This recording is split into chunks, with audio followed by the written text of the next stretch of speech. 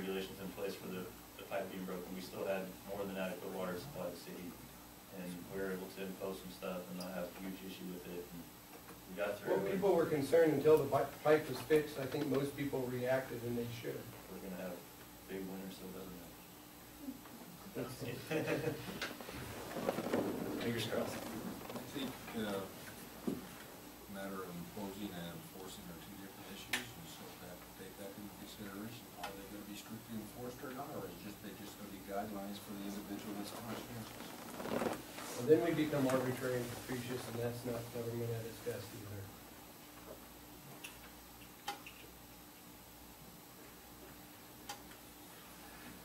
Any further discussion on this item? Looking for a motion.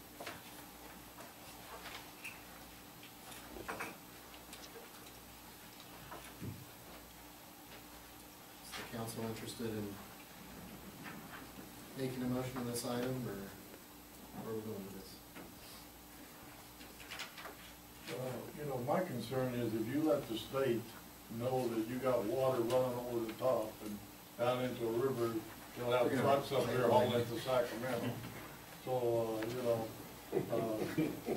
I think a contingency plan is, I think what we should do is not make a motion, but give direction to staff to put some kind of a plan that's not binding to address some of the issues, because it's, you know, like Jim said, you know, we don't have a crisis with right now, but if we just plan down the road, it's a contingency plan. I don't want to lock anybody in right now. Leno, if they show up with trucks from Sacramento, that's what shotguns are going to do. Oh. Have you ever gone try to buy 22 shells? And at what point are we going to start being fined? Okay. I asked that specifically. You know, we've had those discussions, and essentially, what the state has told me is that they are trying to deal with staff. The state. The staff of the state, what they are dealing with right now is the inquiries that they're facing about how to implement. And the direction that they've received from the water board, that essentially in the next month or two, they will be going back, contacting the staff, contacting each agency, and asking them to show when they implemented stage 2 of their plan. And based on when they implemented stage 2 of their plan, if it was within a reasonable time after when the regulation was passed, then they will not be fined. If they still have not, or it was not within a reasonable time, then they will assess a $10,000 fine retroactively per day, is what they have told us. And July 29th was D-Day. And July 29th was when they implemented, and they've said that 30 days, you know, is plenty, and that they're right now, if we get it approved, that they don't anticipate that we would see any fines or anything, but as we worked with them on an alternative, they said, you want to avoid the fine, you want to get it in place now, because we will be coming back and asking when you implemented phase 2. So by sending out notices, that's considered implementing? No, by the city council, by either staff making a declaration that we're implementing stage 2, That's enough. or the city council making a motion that we're implementing stage 2, will provide me with the documentation that I need when they ask to say that it was implemented on this date, and to avoid the fines.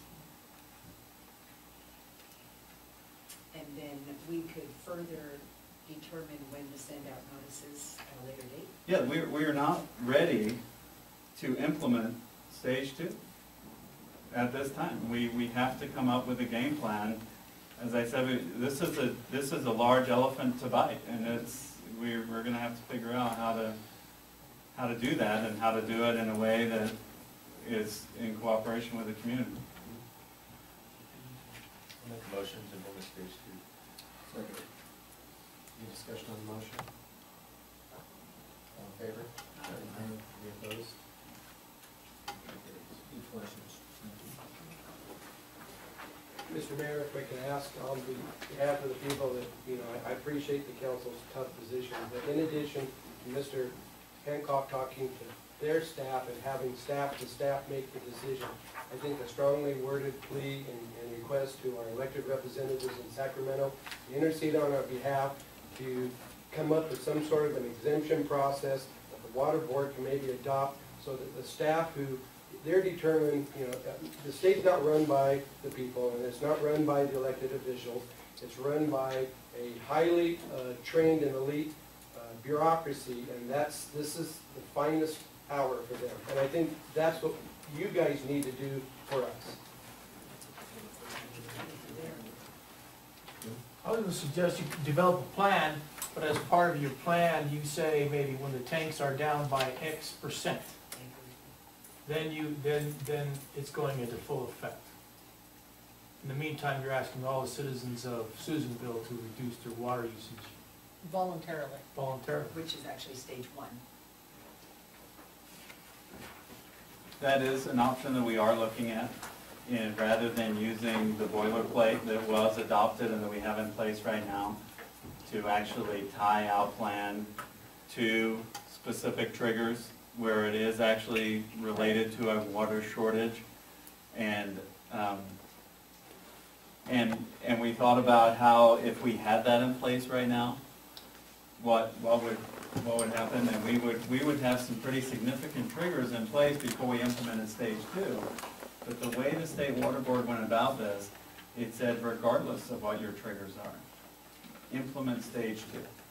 And so we need to get a little more creative as well on that to see how we can structure our plan. And the California League of Cities, we've also been in communication with them because they are planning a response to the state water board.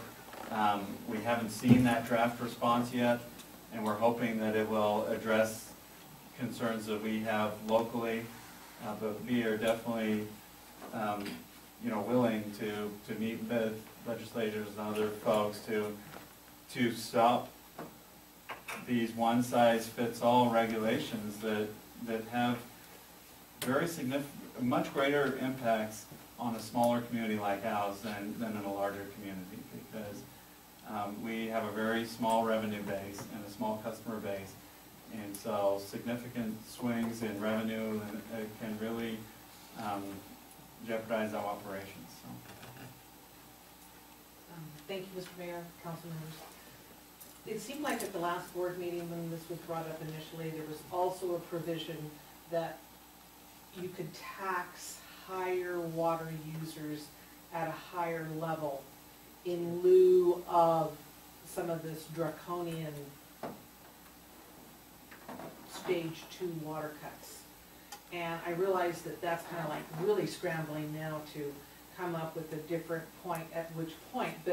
But if we could, instead of the draconian stage 2 water, charge those heavy water users at a higher rate, and it would pretty much kind of mitigate the rest of us that actually will voluntarily cut our water bill just because it hits us in the pocket.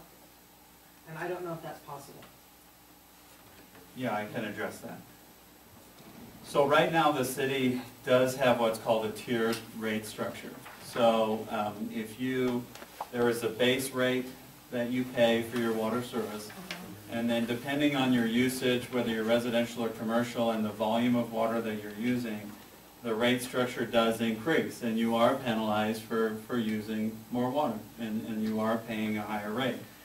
And so that was our first response to the state, that we have a tiered rate structure, and is it possible for us to modify that tiered rate structure to meet your guidelines so that we could use that as an alternative? To that, we were informed that the tiered rate structure is not sufficient, and that what would need to be implemented is an allocation-based rate structure.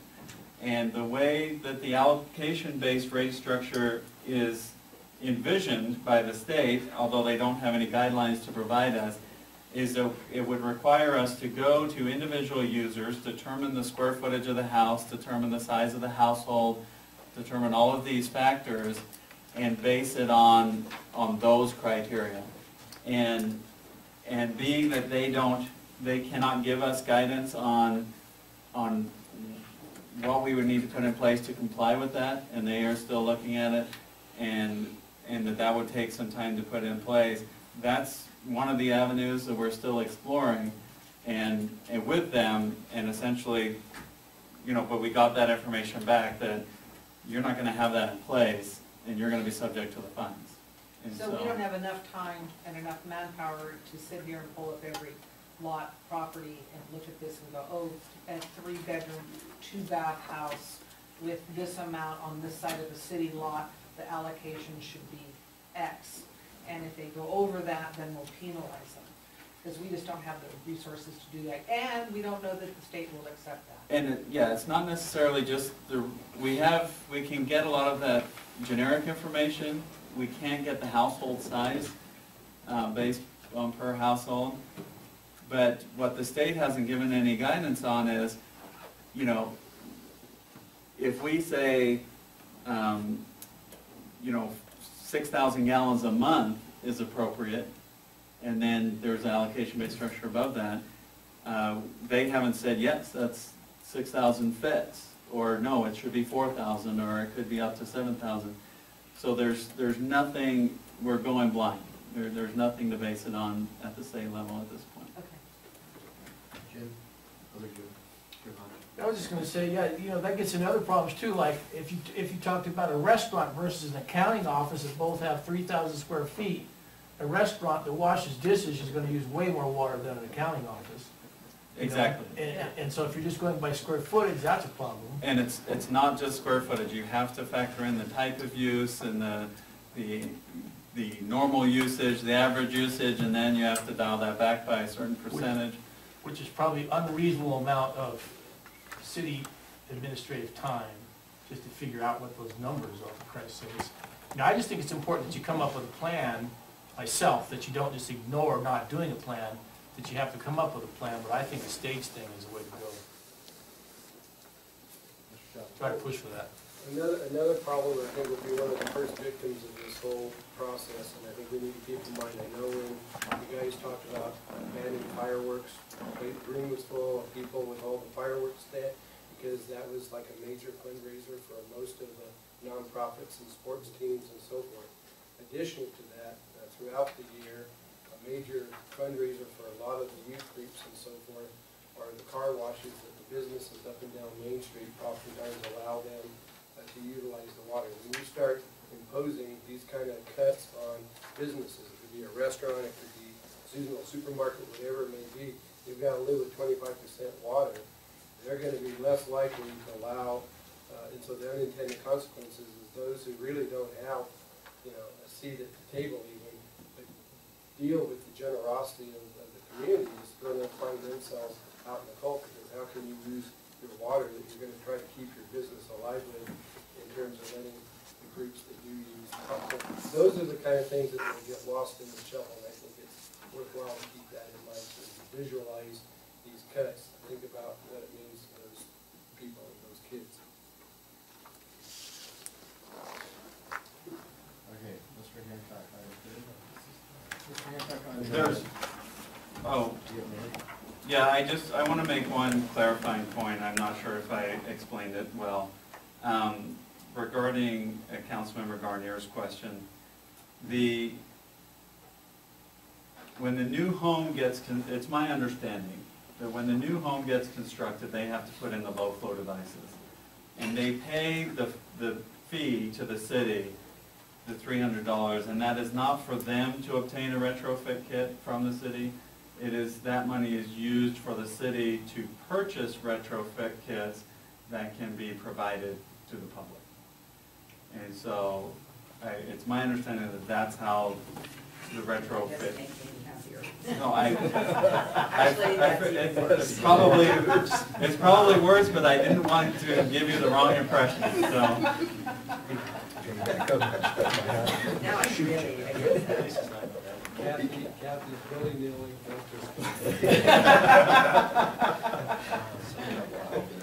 You're just gonna distribute those willy-nilly? Hey, Jared, so the remaining items under 13.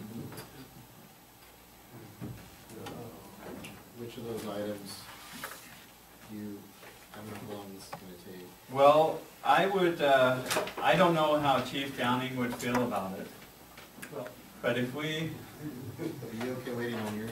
I will not be at the next council meeting on the 17th, therefore you wouldn't get an update from the police department until October. I'll keep it brief to 5 minutes if you wish. Yeah. but the other items could be completed very quickly. Well, I'm gonna say roof support, we need to talk about. The letter should be quick. The design service can be quick too. Yes. Okay. And again, 13A. We have, we're actually pretty happy to report that the Lassen Historical Society has been raising funds for the purpose of restoring Rupe's Fort. This has been a project that has been envisioned for many years, going on decades, I believe.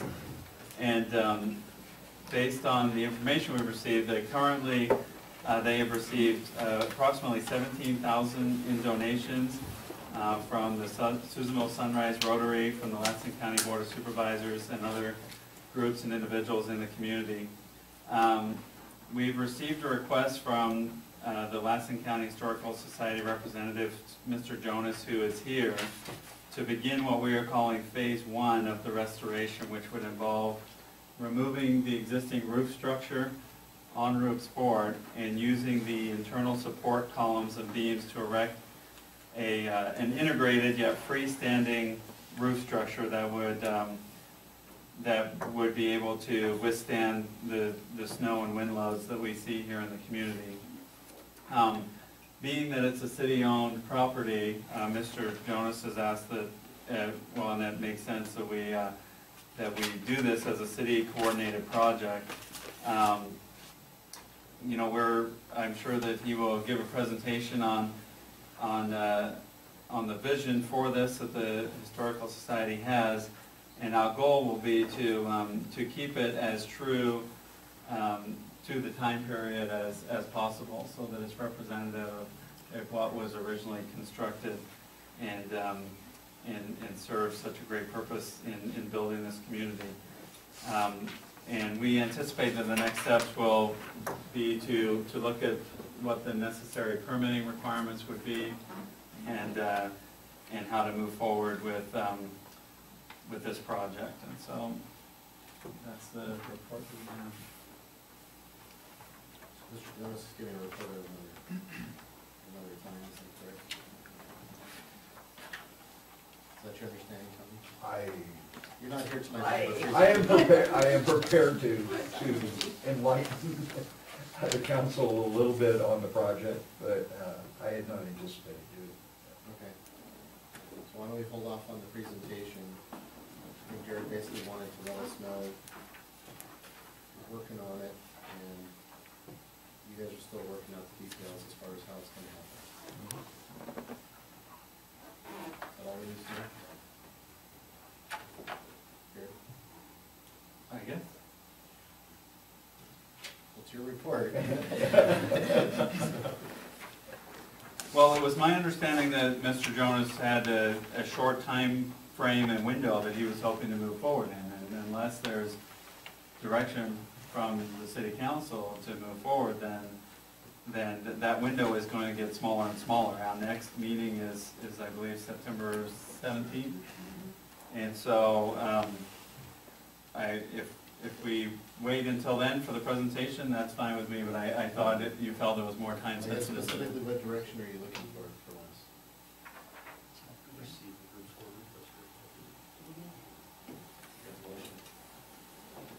The action request is that if you'd like us to move forward with the project, and to give us that direction to do so, and we will work on what the permitting and the requirements are for it.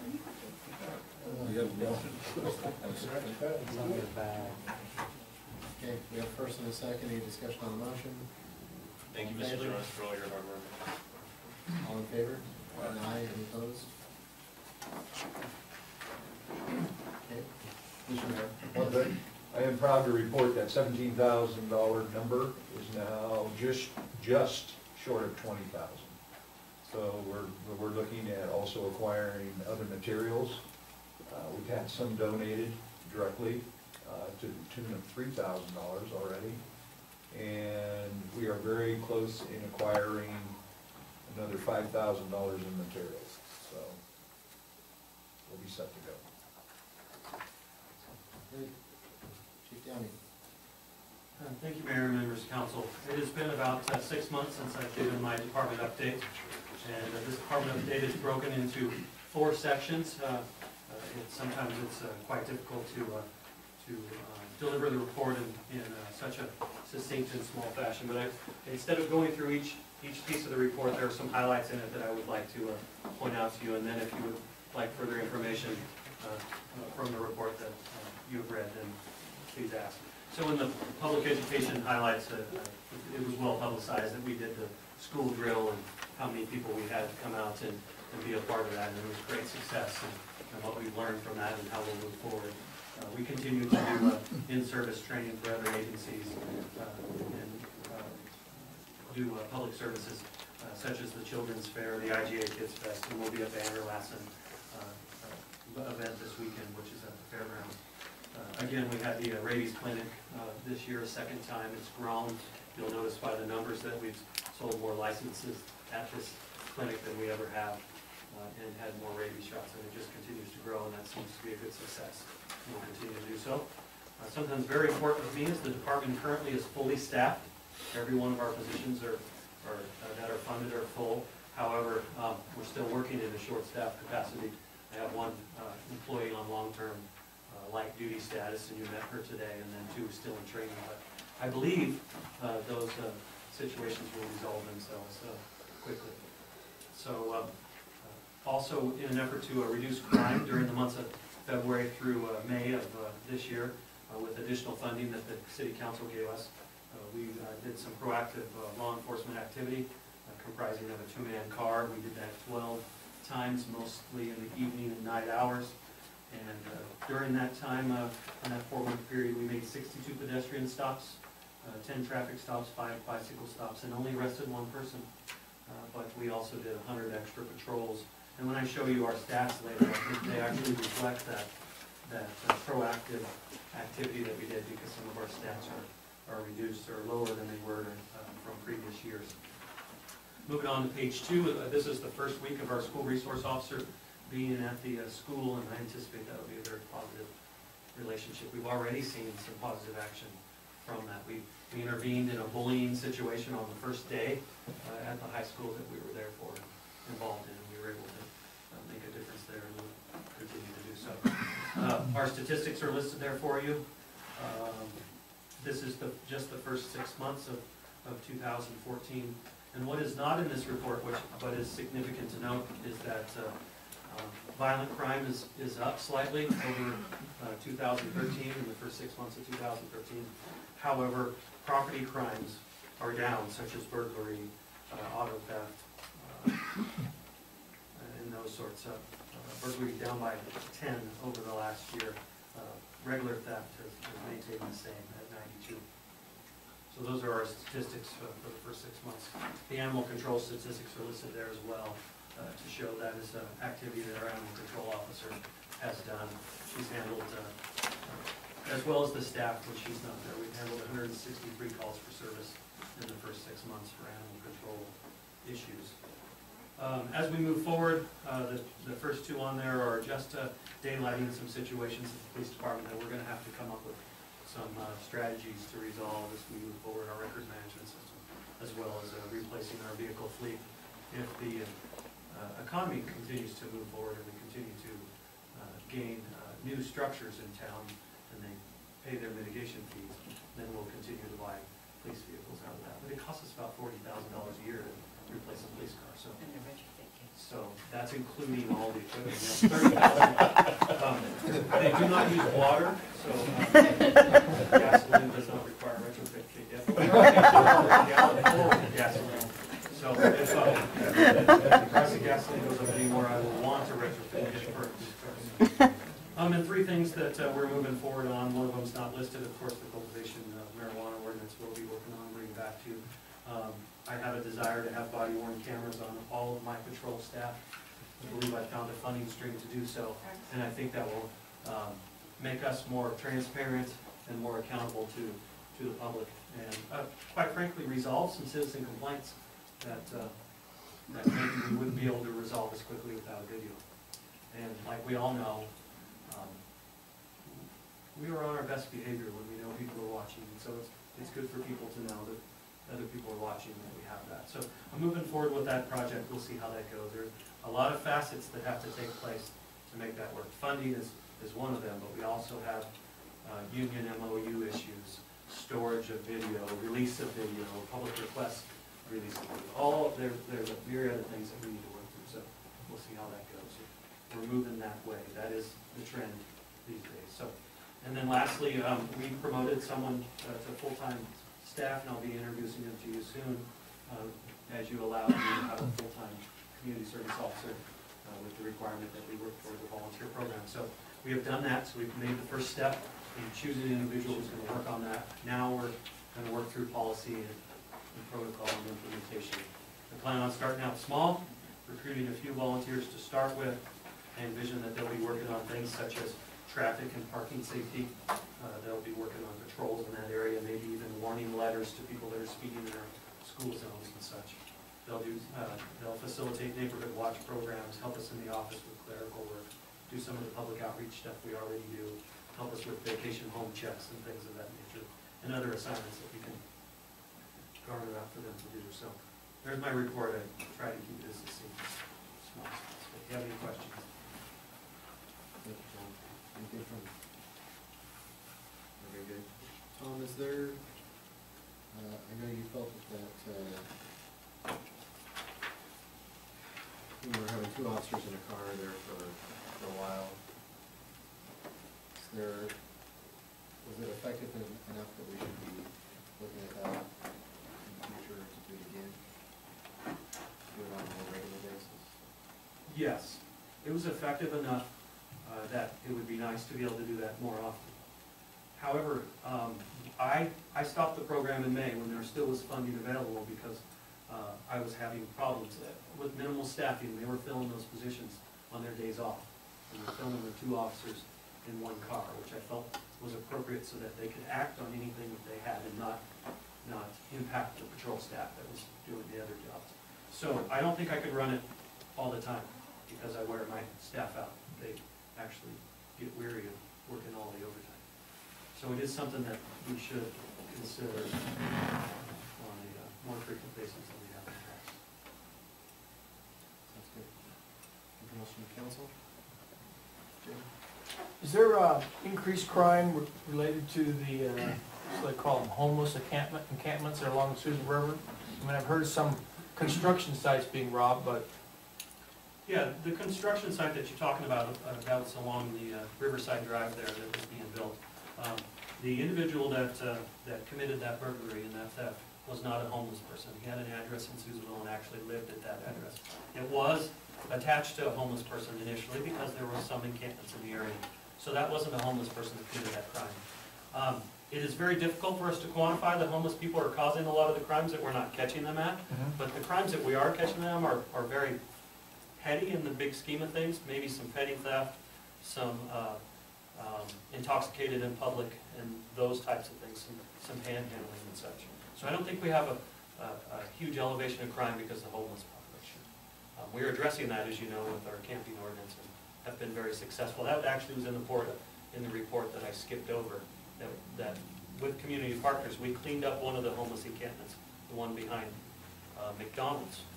Crossroads sent 25 individuals down there, trucks, and hauled all of the trash out of there. Over 2,000 pounds, a ton of trash was hauled out of there to clean up that encampment. It is now no longer legal for you to camp in open spaces on public land in the city of Susanville.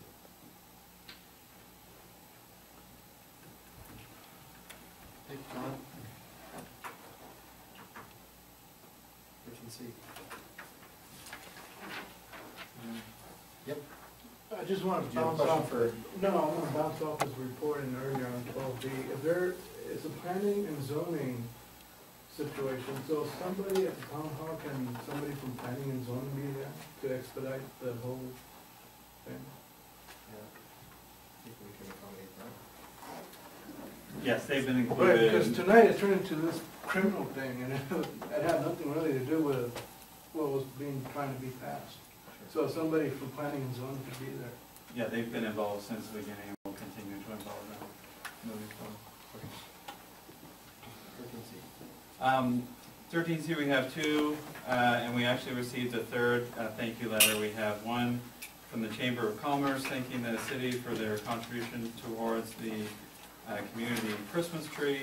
We also have a letter from the Lassen Land and Trails Trust, who was able to use one of the city's buses to facilitate their summer nature camps and to transport children to and from the camp.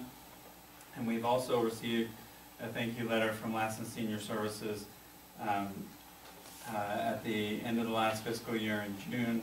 So this past June, the city contributed $6,000 towards Lassen Senior Services for some of the projects that they have going there. And so we received thank you letters from them and have been included in your packets.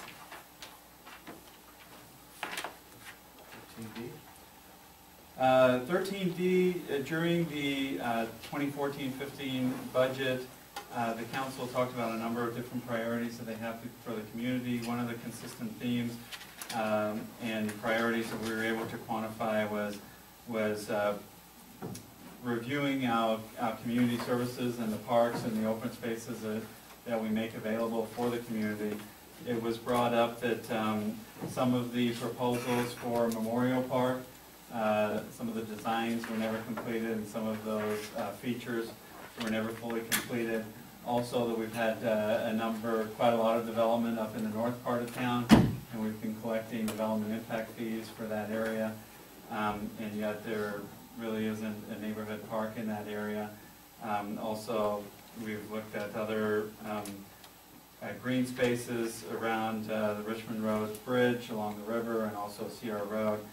And so what staff is planning to do is to put out an RFP for park design services, so that we can get some services made available to help finish and complete some of the designs for those parks, so that we can move forward in setting aside the funding to actually complete some of these community facilities and to improve the facilities we have available for the community. Like the skate park? Skate park is one of them, yeah. And so this is just letting you know that we'll be going out to RFP for design services, so if you see that in the paper, that's what it's for. To hopefully get a consultant on board to work with staff to complete those designs. Any questions on that, Russell? $2.1 million would be nice county in the city had. Any questions from the public? Any council items, Leo? No, I have not. There's no motion. I've ordered pizza if you guys want to stay.